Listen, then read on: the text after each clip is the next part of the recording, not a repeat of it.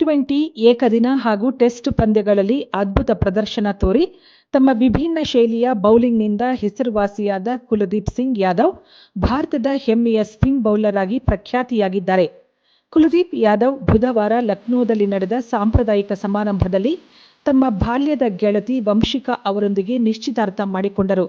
ಅತಿಥಿಗಳಲ್ಲಿ ಭಾರತ ಸೇರಿದಂತೆ ಉತ್ತರ ಭಾರತದ ಹಲವಾರು ಕ್ರಿಕೆಟಿಗರು ಮತ್ತು ಕುಲದೀಪ್ ಅವರ ಆಪ್ತ ಸ್ನೇಹಿತ Kolkata night Riders batsman Rinku Singh ಇದ್ದರು. ಇದು ಶಾಶ್ವತವಾಗಿ ರೂಪುಗೊಳ್ಳುತ್ತಿರುವ ಒಂದು ಅದ್ಭುತ ಅನುಭವ. ಕುಲದೀಪ್ ಭಯ್ಯ ಮತ್ತು ವಂಶಿಕಾ ಅವರಿಗೆ ಹೃತ್ಪೂರ್ವಕ ಅಭಿನಂದನೆಗಳು ಎಂದು ಸಮಾಜವಾದಿ ಪಕ್ಷದ ಸಂಸದೆ ಪ್ರಿಯಾ ಸರೋಜ್ ಹಾರೈಸಿದರು. ಈ ವರ್ಷದ ಕೊನೆಯಲ್ಲಿ ರಿಂಕು ಸಿಂಗ್ ವಿವಾಹವಾಗಲಿದ್ದಾರೆಂದು ವರದಿಯಾಗಿದೆ. ಲಕ್ನೋದ ಶ್ಯಾಮ್ನಗರ ಮೂಲದ ವಂಶಿಕಾ ಕುಲದೀಪ್ ಜೊತೆ ಬಾಲ್ಯದಿಂದಲೂ ದೀರ್ಘಕಾಲದ ಬಾಂಧವ್ಯ ಹೊಂದಿದ್ದಾರೆ.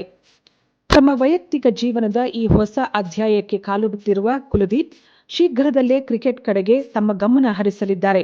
ಭಾರತದ ಇಂಗ್ಲೆಂಡ್ ಪ್ರವಾಸ ಶೀಘ್ರದಲ್ಲೇ ಆರಂಭವಾಗಲಿದೆ.